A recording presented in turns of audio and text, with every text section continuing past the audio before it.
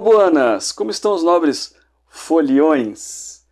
Hoje a gente vai falar de 4 obras, 4 livros, que não se escoram apenas no texto, mas também em ilustrações, algumas belíssimas, outras um pouco mais simples, para falar de personalidades conhecidas, personalidades notáveis, tá? Personalidades reais ou também fictícias, que são quase reais, né, de tanta importância que tem na nossa civilização. Mas antes, eu vou convidar vocês que ainda não são inscritos no canal para se inscreverem ali embaixo, tá? Acompanharem os nossos vídeos. Toda semana tem um vídeo novo.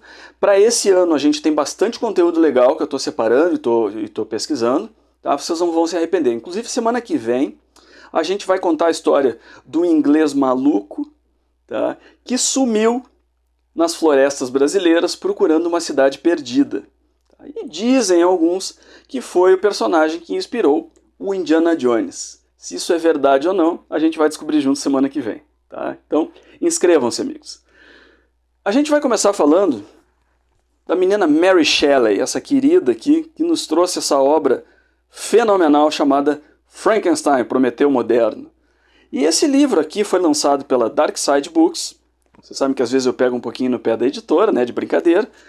E nesse caso aqui, a lombada, a famosa lombada, e o acabamento gráfico caprichado, ele se justifica, porque ele valoriza essas ilustrações que têm um estilo tão interessante e traz um livro assim que é muito peculiar.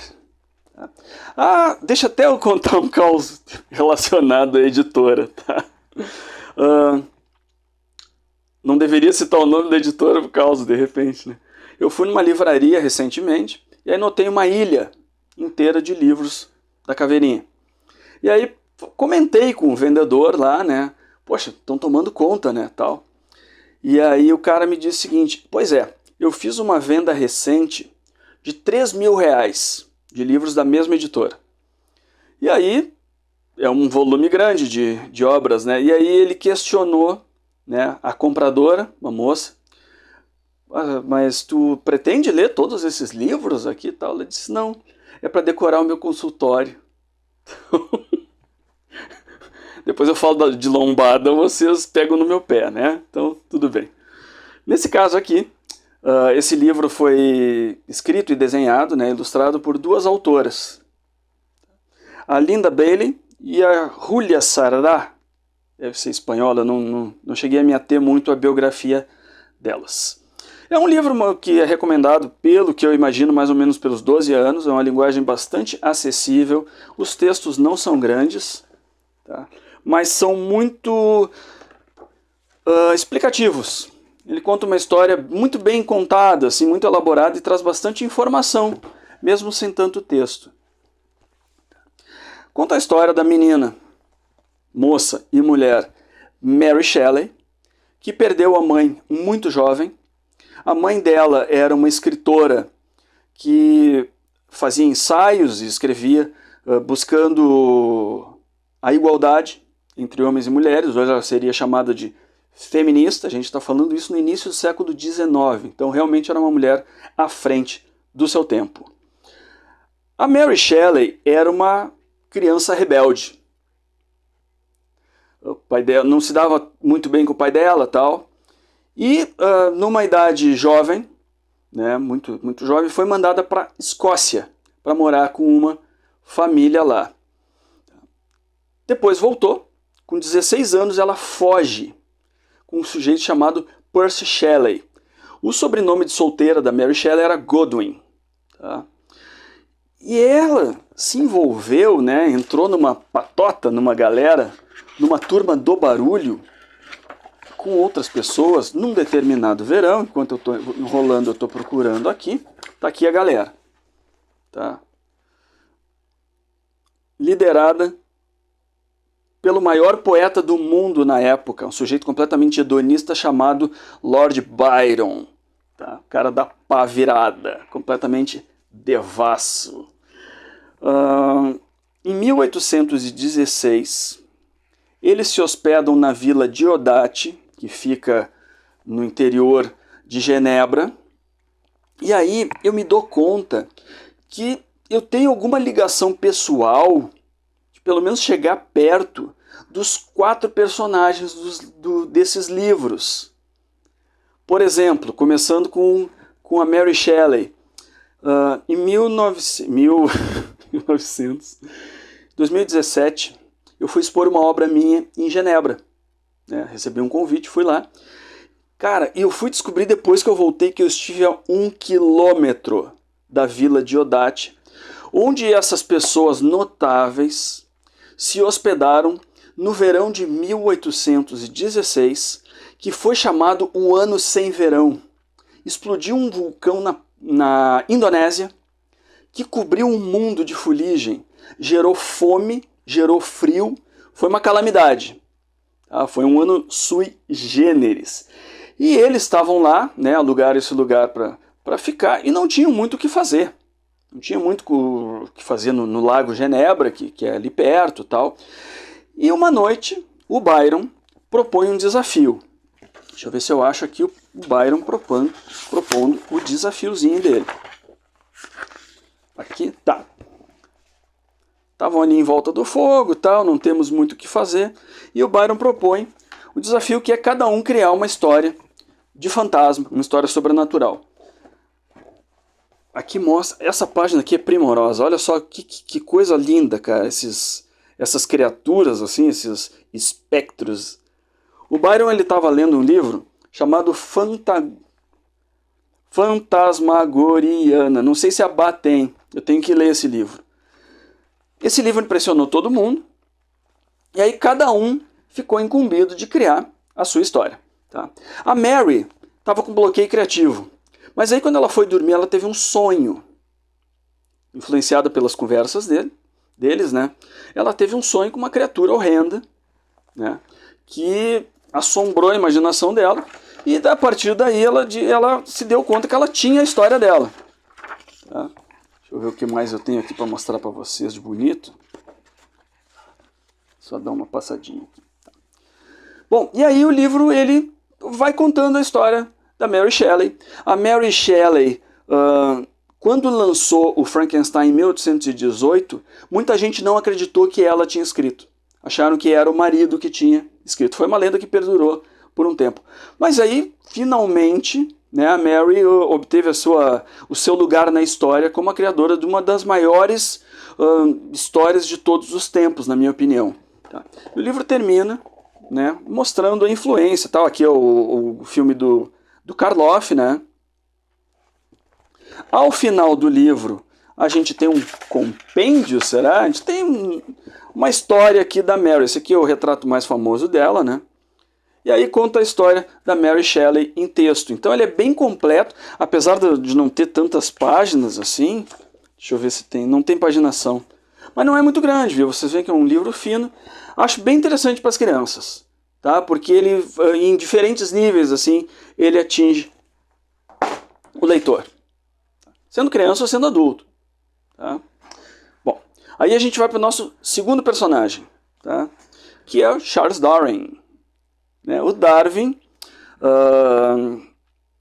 esse livro aqui me foi presenteado pelo Peter e pelo Martim, e eles compraram esse livro, lembraram de mim, os queridos, né, quando eles foram visitar uma réplica do Beagle, que é o navio que o Darwin usou para dar a volta ao mundo em 1831, e foi a viagem que inspirou o livro dele a escrever A Origem das Espécies, a teoria da evolução. Esse passeio da réplica do Beagle foi em comemoração aos 200 anos dessa viagem do Darwin. Eu acho que deve estar acontecendo ainda, quando ele parou no Uruguai, que é onde meus parentes moram. Eles compraram esse livro, um livro espanhol, evidentemente. Ele fala do Darwin, as aventuras e desventuras do Darwin no Uruguai. Tá? Esse livro aqui, ele tem ilustrações, tem desenhos, que aí é uma técnica assim, mais de contorno, assim, tal. Ele tem fotos, Tá? E ele tem, deixa eu mostrar para vocês aqui uma ilustração central que é muito bonita. Olha só, é uma pintura que mostra justamente como era o navio do Darwin, o Beagle. Tá? Então ele se apoia em texto, imagem, foto. Tá? O texto também é simples, tranquilaço de uma criança ler. Tá? Vai ler em mais de uma sentada, beleza. E ele tem notas. Deixa eu ver se eu acho alguma aqui. Tem citações do Darwin. Ó, decifra a palavra. Aqui ele fala sobre... Tem algumas notas aqui que explicam algumas coisas do texto. Assim como a criança que vai ler, eu recomendo... 12 anos eu acho que já entende legal assim, o que está acontecendo. Claro, tem que entender espanhol. O Darwin, com 12 anos, com essa idade, ele colecionava insetos, colecionava principalmente escaravelhos, e o interesse dele já surge muito jovem. Depois o Darwin cresce um pouco mais e vai estudar medicina na Escócia. É incrível como a Escócia volta e meia aparece nas histórias, gente. Grandes personagens, tá, que a gente fala aqui no canal são oriundos da Escócia. O 007 é escocês. O Indiana Jones tem ascendência escocesa porque o pai dele é o Sean Connery, que é escocês. Então o personagem também é escocês. O tio Patinhas nasceu na Escócia. E Hogwarts, né, que é a escola do Harry Potter, né, a autora admitiu que sempre imaginou que Hogwarts se situa na Escócia. Com 22 anos, o Darwin recebe um convite de um professor dele para dar a volta ao mundo a bordo do Beagle. O objetivo do Beagle era mapear a costa de vários países, né, da América, Oceania, e ele entrou como naturalista, pagando suas próprias despesas. Passou pelo Rio de Janeiro, onde se escandalizou com a escravidão. Ele era completamente contra. E depois, o livro se foca mais na passagem dele pelo Rio da Prata. Quando ele ficou durante 10 semanas em Maldonado. E aí, novamente, minha ligaçãozinha pessoal. E aí eu não estou querendo como é que eu vou dizer, me jactar, né, que eu sou conhecedor de vários países. Não, porque o meu interesse é muito focado nisso. Então, se eu vou num lugar, eu vou justamente procurar o que me interessa lá. Eu estive num lugar onde o Darwin se hospedou. Hoje é um restaurante. Tem um vídeo no canal que eu vou colocar no final aí que conta um pouquinho mais dessa história. O Darwin encontrou vários animais, inclusive a nossa querida capibara, né? E também o Darwin encontrou muitos fósseis, tá? Muitas criaturas que ele não conseguia identificar o que era, que depois foram classificados na ciência. E só para fechar, ele era amigo, tá? Mandou esses fósseis para a Inglaterra, na época era o Museu Britânico, e um amigo dele se chamava Richard Owen, tá? Que era um paleontólogo, né, antes de existir esse termo. Curiosidade foi que o cara cunhou o termo dinossauro. Então o Darwin era amigo do cara que criou o nome do dinossauro. Infelizmente eu procurei e não se acha no Brasil essa obra, então eu estou mais mostrando para vocês por curiosidade, tá? Mas é muito legal, tá? Tem fotos, tem ilustrações, tá?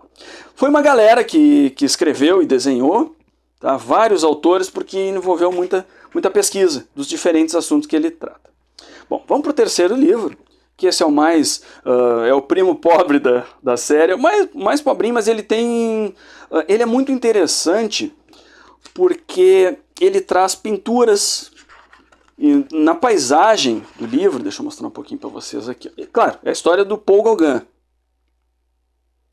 Fala um pouquinho dele, e principalmente sobre a amizade dele, sobre um personagem fictício, eu acredito, né, que é um menininho que ele conhece no Tahiti, quando ele foi morar lá.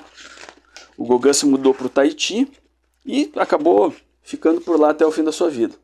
E aí ele faz um amiguinho, e o amiguinho vai seguindo ele.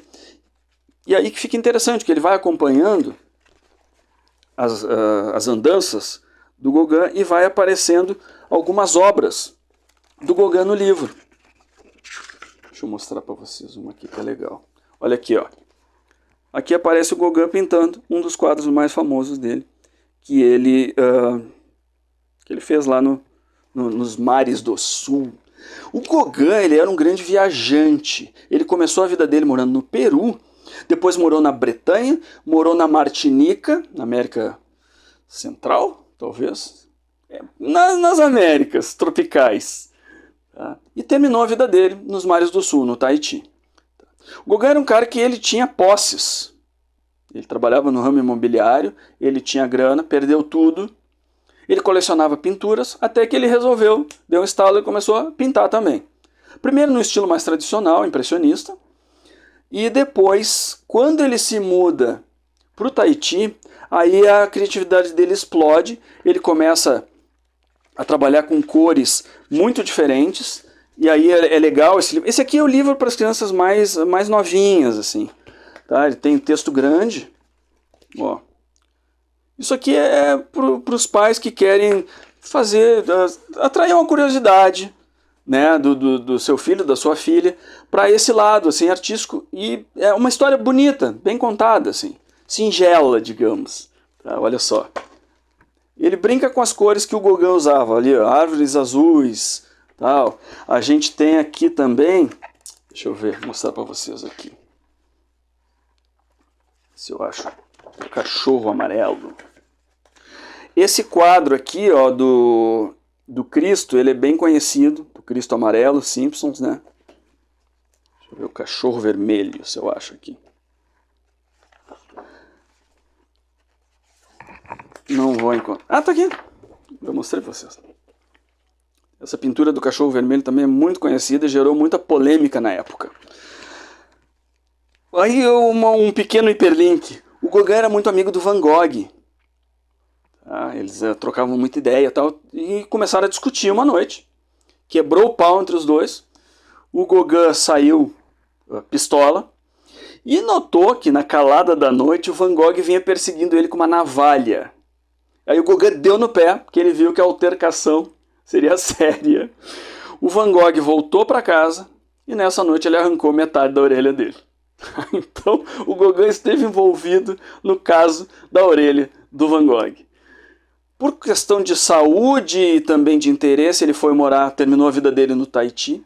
Ele tinha mulher e filhos na Europa, mas no Tahiti ele casou com uma nativa. Tá? Então o Gauguin era um cafajeste.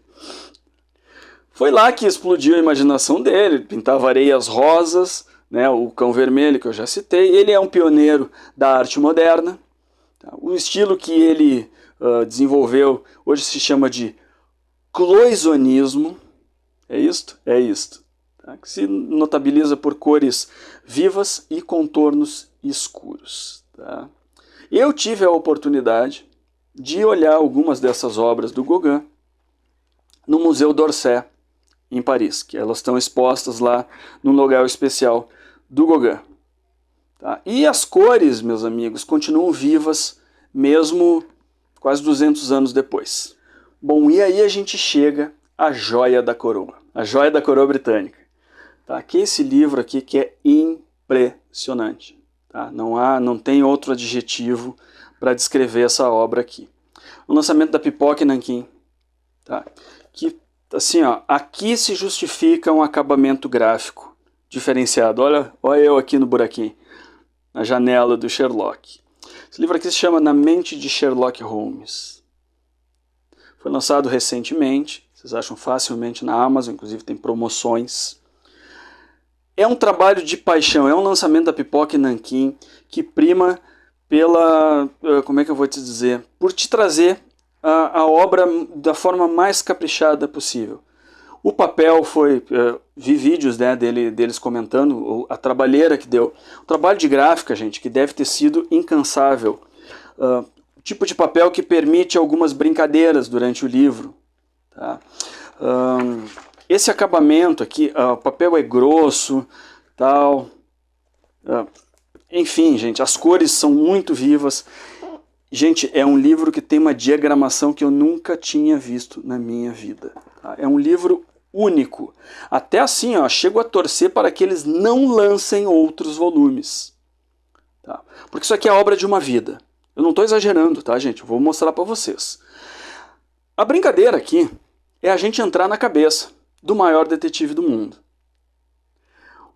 Normalmente as histórias do Sherlock, normalmente não sempre as histórias do Sherlock, né, as canônicas, são narradas pelo Watson, né, que junto com o Robin são os maiores ajudantes de herói da história, tá? Sem dúvida, assim. E no primeiro livro do Sherlock, na estreia dele, ele comenta com o Watson que a mente é um sótão vazio, que tu vai recheando de informações ao longo da vida. Algumas tu descarta, outras tu mantém. Nesse caso aqui, esse aqui é o sótão mental do Sherlock.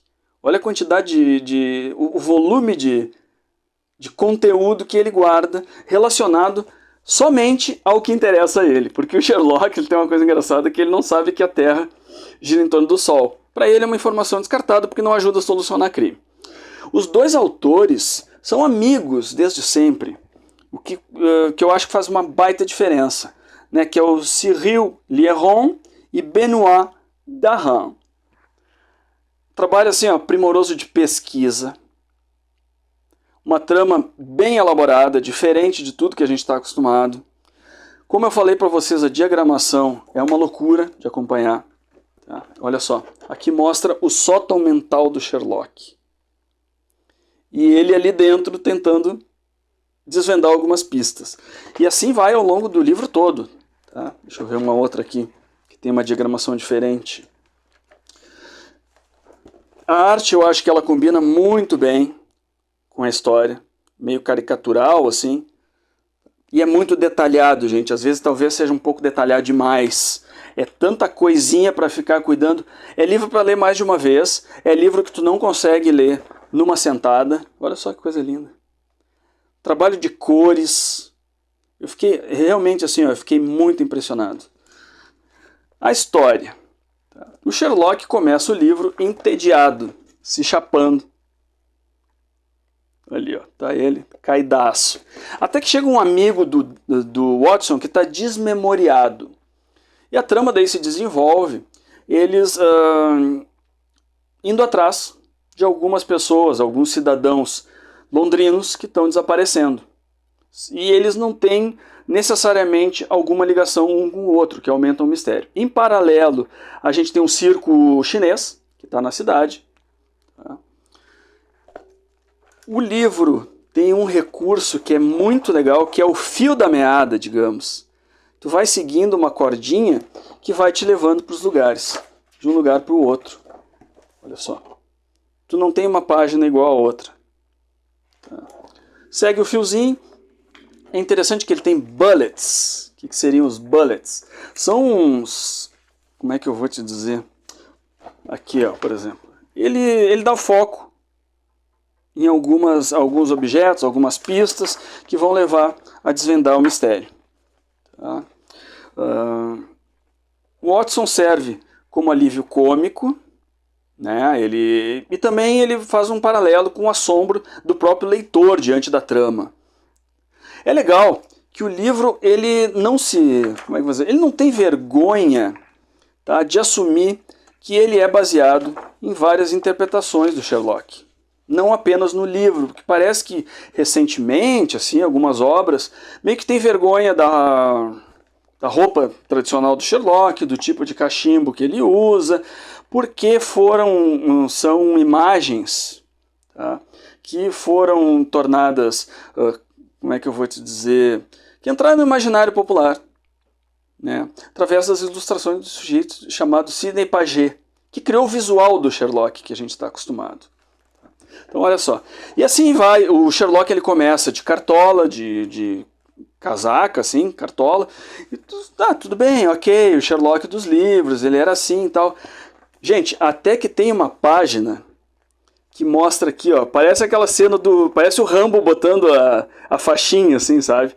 Até que ele vira o Sherlock, uma pose meio Superman, assim, sabe? Confesso que eu dei uma arrepiadinha, assim, tipo, pô, agora o cara virou o Sherlock pra valer. Esse livro... tem outra coisa interessante. Esse livro é dedicado ao Conan Doyle e ao Peter Cushing, que interpretou o Sherlock num filme com Christopher Lee e depois numa série. Olha ali, ó, o Sherlock dele é inspirado justamente no Peter Cushing, o que torna o livro ainda mais interessante, mais legal, assim, porque Peter Cushing era um queridão. Esse livro ganhou, foi lançado em 15 países até agora, tá fazendo sucesso estrondoso, está sendo falado por muita gente, ganhou prêmios, tudo mais. Tem muita coisa aqui, gente, que vocês vão lendo. Confesso que no começo eu até me perdi um pouco de tanto detalhe que tem, mas depois que pega, assim, depois que engrena, tu não quer mais largar a história. Tá? Tive a sorte de visitar o Sherlock em sua casa. Ele não estava lá, mas eu sentei à lareira. Então esses são alguns vitorianos, assim, né, que são retratados nessas obras. Se é para comprar um deles, recomendo a todo mundo, tá, gente? Quem é fã do Sherlock, porque vai ter uma nova aventura aqui de uma forma completamente inusitada, e quem não é, pelo inusitado da história. Um dos livros mais interessantes que eu li nos últimos tempos. Bom, quem quiser ver mais algumas pecinhas do meu museu, segue agora. Deixa eu mostrar duas coisas para vocês. Hoje é a Semana do Tubarão. Deixa eu mostrar isso aqui, ó. Bom, essa mandíbula aqui é de um tubarão-touro. Olha que interessante que os dentes nunca param de crescer. Isso aqui é o seguinte, gente, tem que pegar com cuidado, porque senão tu te fura, tu te corta. Olha ali, ó. Tem um monte de dente reserva ali, que esses aqui vão quebrando e os outros vão vindo, as novas fileiras vão crescendo e descendo. Tá? Isso aqui esse animal aqui, ele habita costas tropicais. Normalmente ele tem uns 3 metros, chega até 3 metros de comprimento, 250 quilos. Tá? É uma máquina de matar da natureza. Todo mundo é fascinado por tubarão, não sei até nem porquê, né, dessa paixão por tubarões. O tubarão-touro, ele tem a mordida mais forte entre os tubarões, mesmo não sendo o maior deles. Tá? Porém, vamos dizer assim, os encontros com humanos são muito raros. Não se tem notícia do tubarão-touro ter matado nenhuma pessoa. Não se tem notícia de, como é que eu vou dizer, de acidentes, digamos, na costa brasileira. O bicho fica na dele, na realidade. Na real, ele que está ameaçado de extinção. Nós somos o predador do tubarão-touro. Por que eu estou mostrando esse? Porque aqui tem outro que eu quero mostrar para vocês. Vou tirar do expositor do museu. Aqui a gente vai comparar o dente do tubarão-touro com o dente do temido, mítico, maravilhoso Megalodon. Tá? Olha a diferença do tamanho dos dentinhos das criaturas. O Megalodon é um animal pré-histórico, né? Tema de filmes aí, tal, de aventura, de filme de tubarão. Eu acho que existe um subgênero que é filme de tubarão. Ele viveu de 23 até 3 milhões de anos atrás. Caçava presas grandes como baleias. Chegava de 10 a 18 metros de comprimento. Imagina o tamanho do monstro. Ele tinha uma importância tão grande no ecossistema que depois que ele se extinguiu, as baleias cresceram. Foram se adaptando e tiveram a oportunidade de crescer. Tá? Isso aqui foi dado de presente pela Bá, tá? Que me conhece. Tá? Então tá, gente. Vou deixar vocês aí pulando o carnaval, enquanto eu vou no bloco da contramão. Até logo mais, buenas!